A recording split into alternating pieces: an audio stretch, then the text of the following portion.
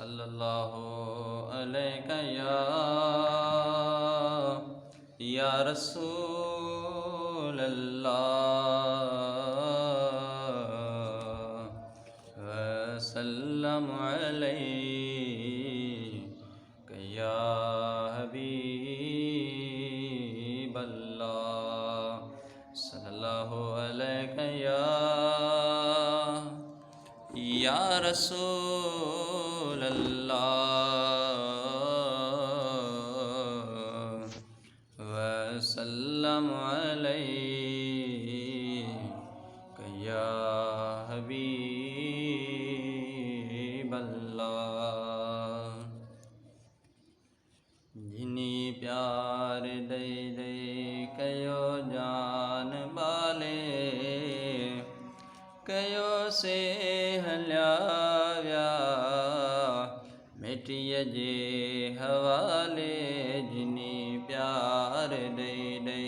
کیو جان پالے کیو سے ہلیا ویا مٹیے جے حوالے جنی پیار دے دے کدہ تولر سات گڈ جو گزارم مگر اج اکیلو مٹی میں پیوارن کدہ تولر سات گڈ جو گزارم مگر اج اکیلو مٹی میں پیوارن بتی ناہے بجلی ہوندا ایم کالی کیو سے ہلیا ویا اللہ جے حوالے جنی پیار دے دے کیو جان بالے کیو سے ہلیا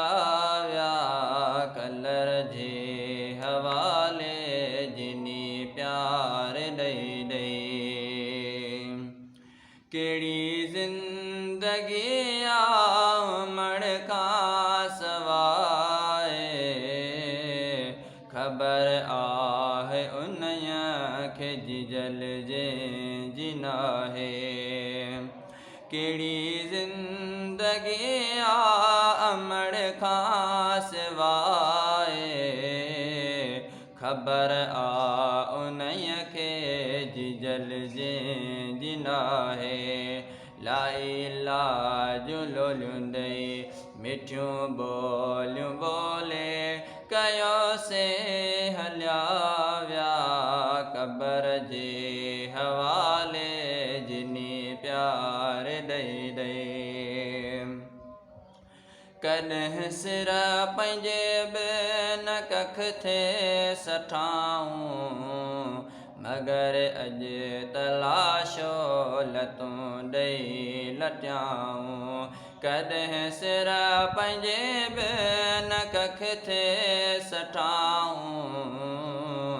مگر اج تلاشو لتوں ڈے لٹیاؤں مگر اج تلاشو لتوں ڈے لٹیاؤں جے منہ سوائے سگیا کی نہ جالے کریو سے ہلیا ویا اللہ جے حوالے جنی پیار دے دے جنازے میں آیا برے پیر پاندی صدا جن سنگاریو بنیا سے ہی کاندی جنازے میں آیا برے پیر پاندی صدا جن سنگاریو بنیا سے ہی کاندی صدا جن سنگاریو بنیا سے